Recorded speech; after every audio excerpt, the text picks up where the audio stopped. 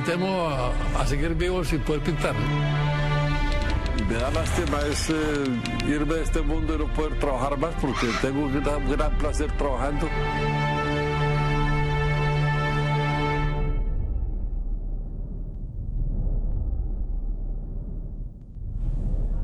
8 de la mañana en punto, falleció el maestro Fernando Botero. La noticia que genera luto nacional, pero también en el planeta, por lo que representaba para todo el mundo su obra. A los 91 años, Fernando Botero, se estima, tenía por lo menos 8.000 obras en museos, en galerías, en colecciones privadas del planeta entero. Es sin duda el artista más importante de nuestro país. Paulo Cruz. Claro que sí, Marco. El maestro Fernando Botero el pasado 19 de abril cumplió 91 años, oriundo de Medellín y uno de los artistas más importantes, el más importante del arte colombiano a nivel internacional. Su obra dimensionada y de gran volumen pues le dio, por supuesto, el reconocimiento a nivel global. Hoy por hoy siempre nos conocen en el mundo por Fernando Botero.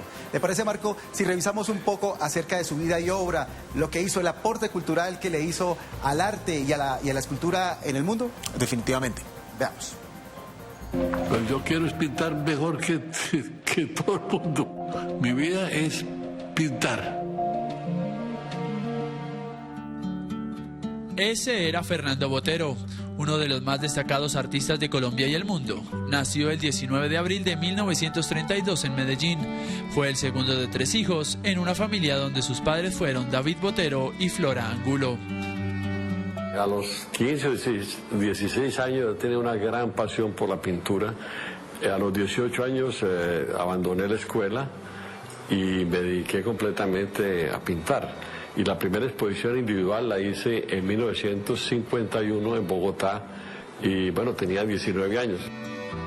Esa primera exposición fue en 1951, luego de iniciar su trayectoria como ilustrador en el periódico El Colombiano en 1946. Gracias a un dinero recibido en el 51 por ganar el segundo puesto en el 9º Salón Nacional de Artistas, viajó a Europa. Entre 1952 y 1955, Botero permaneció allí, donde avanzó con su formación académica como artista.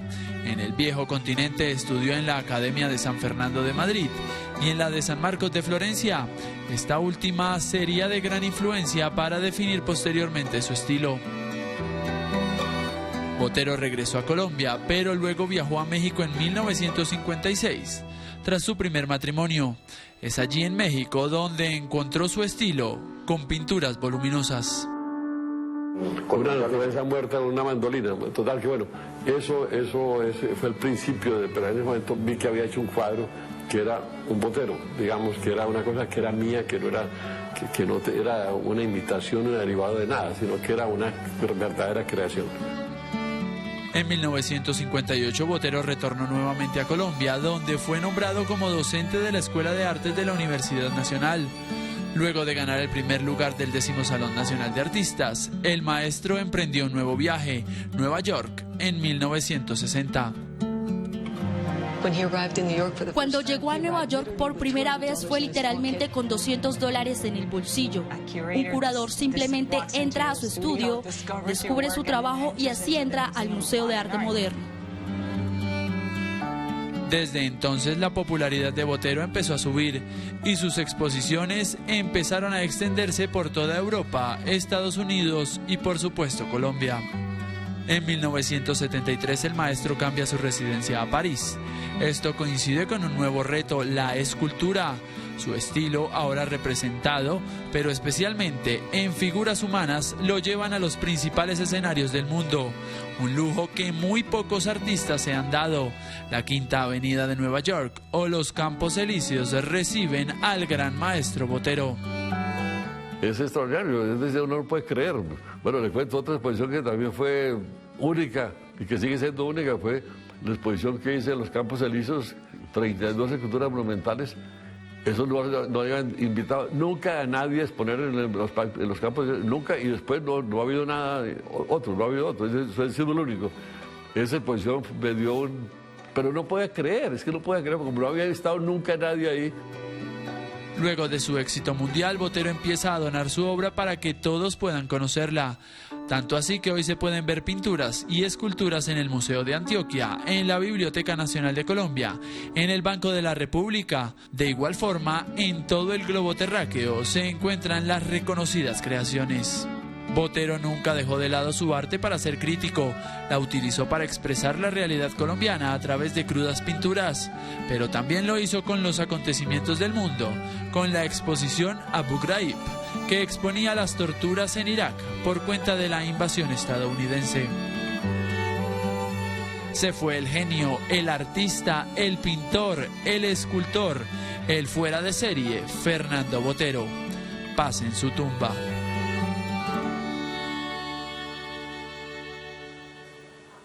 Fuera de serie. Fernando Botero se describía como un autodidacta, aprendizaje que complementó con su paso por grandes universidades del mundo.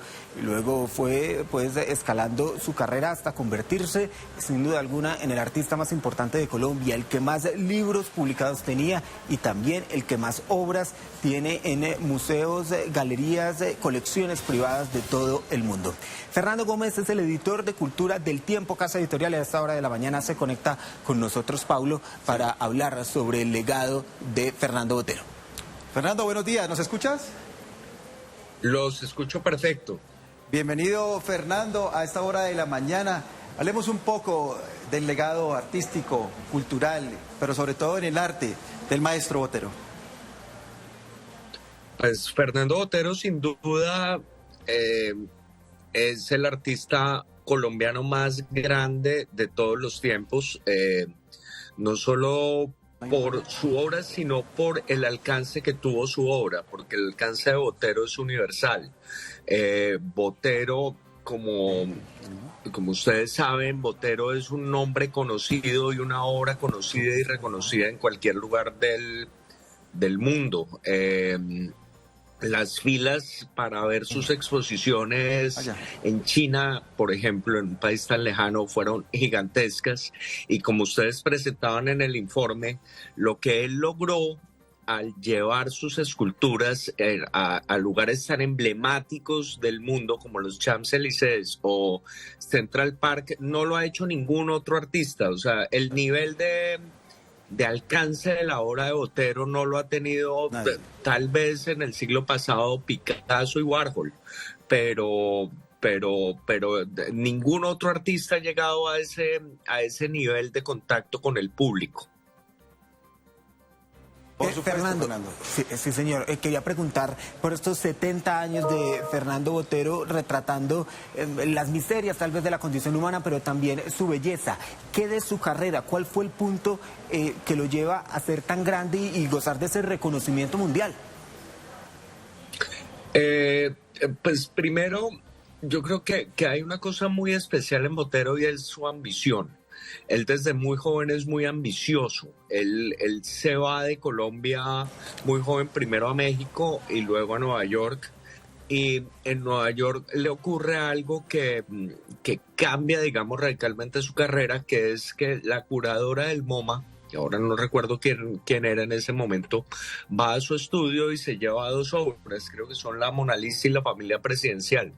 Ya cuando usted entra a la colección del MoMA tan joven, pues entra en otra liga y además lo coge una galería gigantesca que también se encarga de ubicarlo a él en el concierto mundial y dentro de parte de los grandes artistas.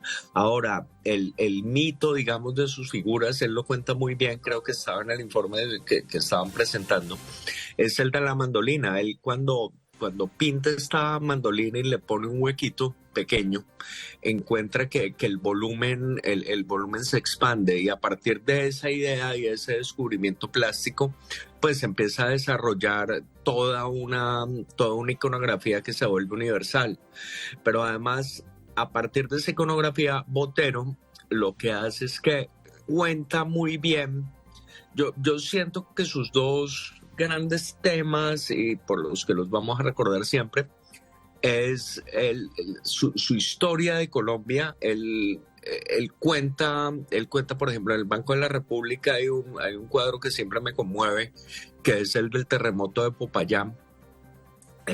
También cuenta, él contó la guerrilla colombiana, él contó Él contó incluso la muerte de Pablo Escobar, pero también contó toda la historia de Universal. Entonces, porque Botero realmente era un enamorado, por ejemplo, del 480. Entonces, todas sus figuras, él siempre revisitó todo el gran arte universal, él lo revisitó y lo volvió a hacer a su manera. Así es, Fernando, y es que precisamente su obra es lo más destacado y por eso lo queremos destacar precisamente a esta hora de la mañana, su obra escultórica que fue reconocida en el mundo entero, expuso en los principales museos, pero también en las calles de las grandes ciudades, como usted lo decía, e incluso con importantes donaciones a nivel mundial. Por eso veamos un poco de esa obra tan importante. La obra de Fernando Botero se salió de las galerías y de los museos. Centenares de esculturas monumentales se pasearon en exposiciones itinerantes o se instalaron en rincones privilegiados. Es así como mujeres, gatos, pájaros, caballos y manos se han dado el lujo de recorrer las principales avenidas y plazas del mundo entero. Bajó el arte de las paredes, liberó a sus personajes de los marcos y los puso al alcance de la gente en unas figuras que le dieron la vuelta al planeta. Logró conectar con un público totalmente amplio, un público que nunca ha ido a una galería de arte, un público que nunca ha ido a un museo. Todo el mundo se reconoce y reconoce a Botero. Hay algo muy especial, es que sus figuras hacen que la gente tenga siempre una sonrisa cómplice. Su obra escultórica comenzó a hacerse más importante en 1983, cuando se fue a vivir a la Toscana, a Pietrasanta, un pequeño pueblo italiano famoso por sus fundiciones. Ahí, cada verano producía decenas de piezas que luego fueron expuestas en los Campos Elíseos de París, en la Quinta Avenida de Nueva York, en la Rambla de Barcelona, en la Plaza del Comercio en Lisboa, en la Plaza de la Señoría en Florencia y hasta en las pirámides de Egipto. Exposiciones que tuvieron un impacto mundial. Las dos capitales históricas del arte del siglo XX fueron Nueva York y París. Y Botero logró algo sin precedentes en ambas ciudades. Todo el montaje era una cosa espectacular porque tenían que llevar todas estas moles gigantescas por helicópteros entre edificios, una cosa impresionante y yo creo que son las exposiciones de arte público que más visitantes han tenido probablemente en la historia.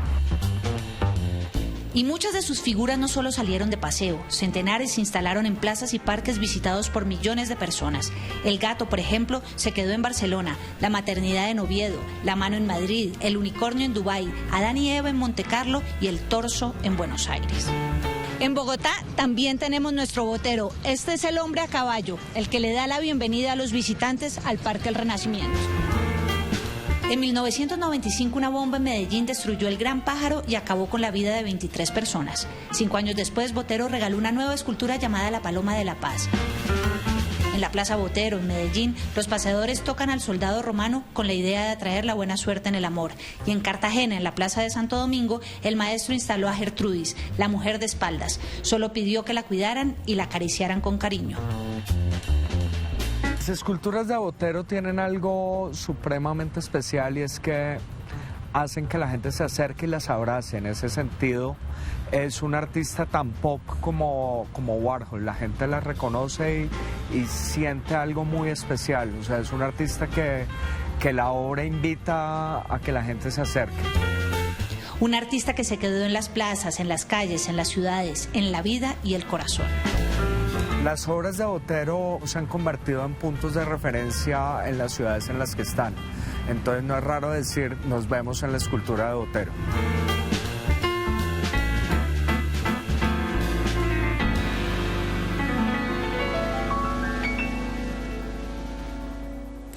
La grandeza del maestro Botero. Fernando, quiero que hablemos a partir de este informe que veíamos de la mujer y la desnudez tan características de la obra de este artista colombiano, que además, teniendo en cuenta todos estos años de carrera, pudo haber sido tal vez revolucionario en su época con este tipo de escultura y de pintura. No, tanto como revolucionario no, porque el desnudo siempre ha sido, pues, mejor dicho, hasta la Virgen la tienen desnuda desde tiempos inmemorables, pero sí hay algo muy, muy especial en lo que despierta Botero, en sus esculturas. Si ustedes miran la mujer acostada en Cartagena, tiene los pezones y las nalgas desgastadas y tiene un Adán en Nueva York, que todo el mundo le coge el pipí y de tanto cogérselo también se lo han ido desgastando. Entonces eso es algo muy simpático en Botero, que sus esculturas y sus formas son tan atractivas que la gente inevitablemente siente ganas de tocarlas. Sí, y es que precisamente, Fernando, también queríamos preguntarle sobre la revolución de la información, de lo que pasaba en nuestro país en sus momentos más oscuros, cómo logró también su obra llevar, digamos, un mensaje de auxilio, de protesta, de llamado, de concientización frente a lo que estaba pasando en Colombia. ¿Fue Fernando Botero también un emisor de la realidad colombiana? Mucho además, y ahora estaba pensando que una de las obras que más me impresiona de Botero es el pájaro que está en Medellín. Ese pájaro, en tiempos de Pablo Escobar le pusieron una bomba y Botero muy sabiamente lo dejó destrozado. Como algo de la memoria de lo que somos y de lo que no debemos ser.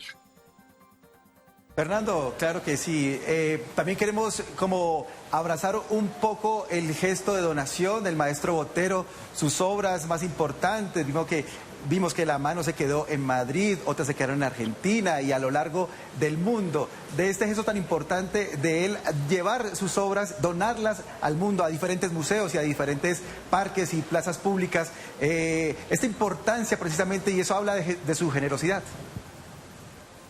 Pues lo más importante, además, yo creo que nadie en Colombia ha hecho una donación como la que hizo él al Banco de la República y al Museo de Antioquia. No solo donó su obra, donó una cantidad, yo creo que es más de un centenar de obras propias, sino que donó su colección particular.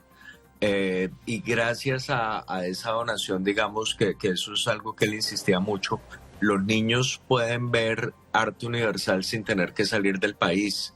Entonces, mis propios hijos, digamos, el primer Picasso que vieron fue el del Banco de la República, el Miró es espectacular, el Francis Bacon.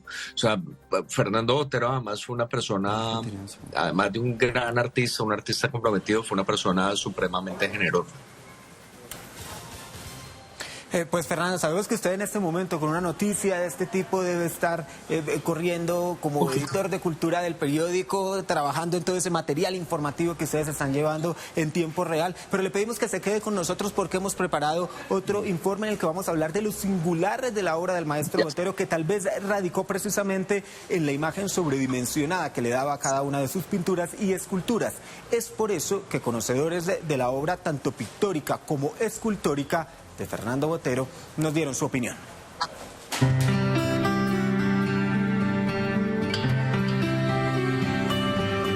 Para hablar de la obra del maestro Botero, consultamos a los expertos en arte y pintura de nuestro país. En cuanto a su obra pictórica, la paleta que usa es una paleta muy rica. Usa unos colores apastelados, hermosos. También se apoya mucho en obras del Renacimiento, le pone humor, le pone mucha gracia.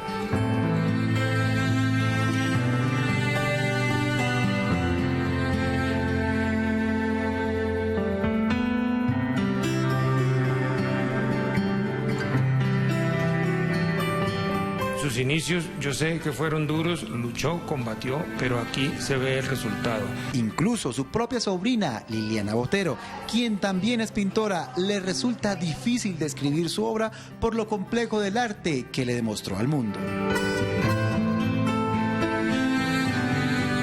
Por ejemplo, la cara de una mujer es totalmente proporcionada, pero sus ojos los hace pequeñitos, eso hace que se vea desproporcionado. Entonces en realidad no es que las engorde, es que las desproporciona.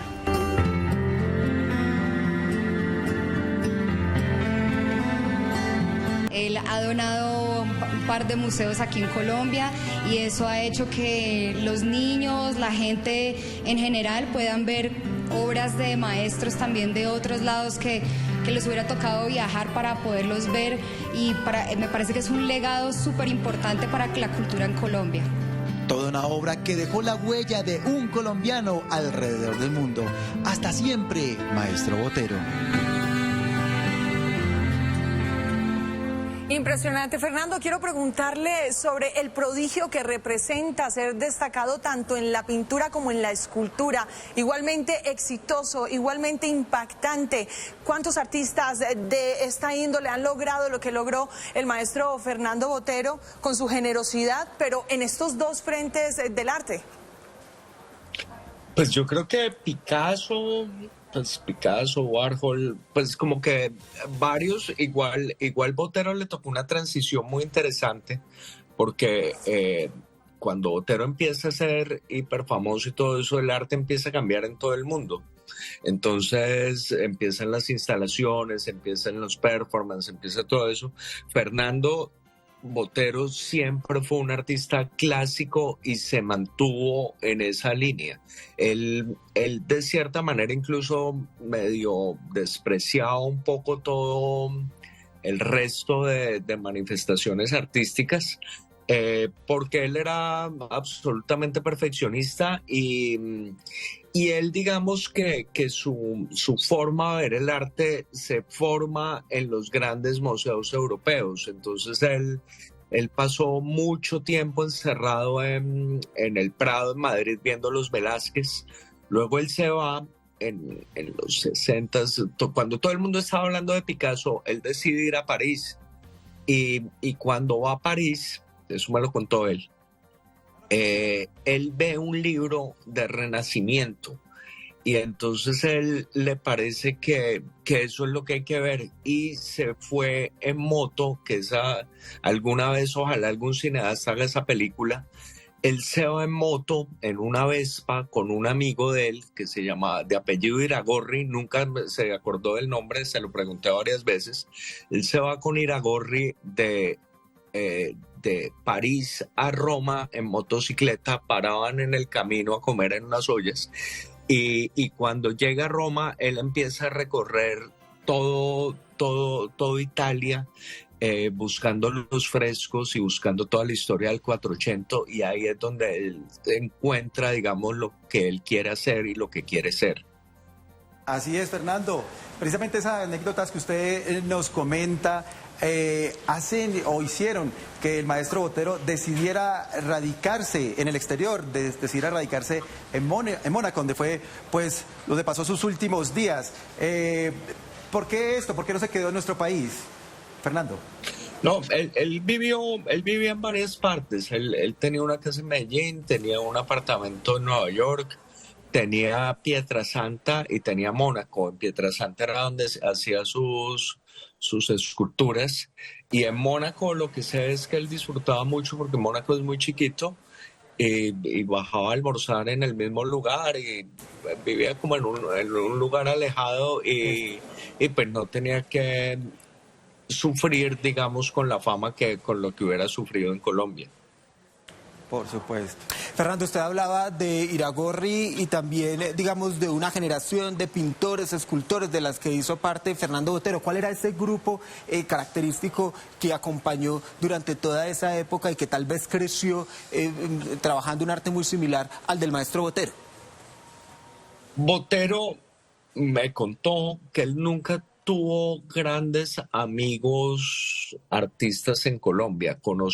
Los conoció a todos, trató a Obregón, trató a Grau. Vivía una de las cosas que me impresionó, que me daba risa, fue que nunca conoció a Negrete, nunca coincidieron. Me dije que no, muy raro, porque pues Negrete también fue otro gigante de esa generación, digamos, pero él más bien fue una persona solitaria en ese sentido. Él, yo creo que tenía su círculo familiar y su esposa, Sofía Bari, que también era artista y con la que pues yo creo que su muerte también tiene que ver con eso. Su esposa también murió hace pocos meses, entonces yo creo que fue como su gran compañera en las últimas décadas. Entonces yo creo que eso, una persona tan mayor, un golpe de esos no es tan fácil. Por supuesto, no es nada fácil, ella murió hace muy poco realmente y esto de una u otra forma, como usted lo acaba de decir, golpea y más a esa edad, por supuesto. Pero Fernando y señores televidentes, a lo largo de su vida, Fernando Botero compartió inolvidables momentos con reconocidos personajes de Colombia, algunos de ellos grandes amigos, como lo acaba de decir Fernando, o también Álvaro Mutis, por ejemplo, Gabo, entre muchos otros, quienes vivieron grandes experiencias. Y a continuación recordamos el clan de los amigos del maestro Botero.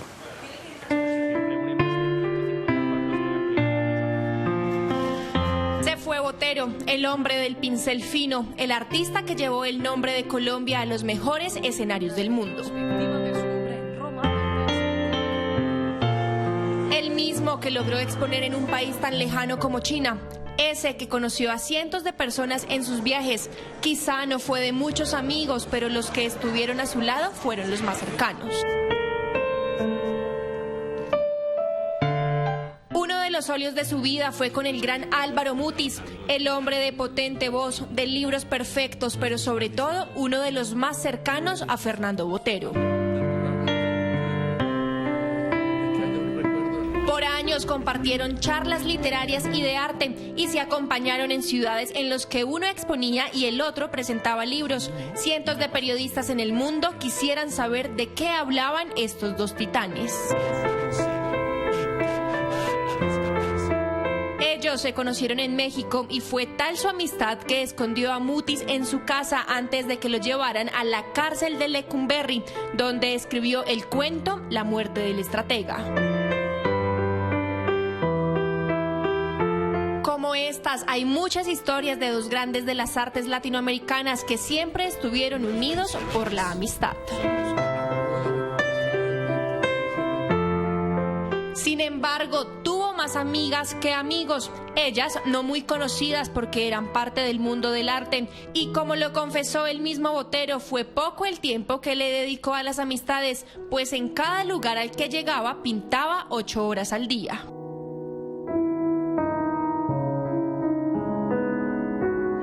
Pero el gran amigo del alma fue Juan David, su hermano, el cómplice, el que lo escuchaba pero no aconsejaba, pues era Fernando Botero el encargado de ese papel en el rol de hermano y amigo.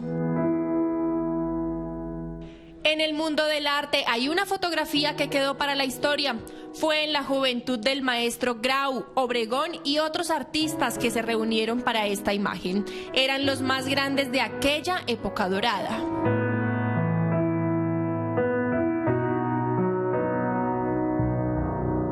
Los que estuvieron ahí aún recuerdan que más que artistas eran amigos hablando de cualquier tema, con risas y en la mano una copa de vino, algo que nunca le faltó en las cenas al maestro Botero, uno de los más importantes entre los grandes de la historia del arte mundial. Cine, música, series, libros, teatro, artes plásticas, gastronomía, todo el mundo de la cultura y el entretenimiento aquí en El Tiempo. Suscríbase al canal de YouTube del Tiempo, que además es gratis, y le mandamos notificaciones de nuevos videos.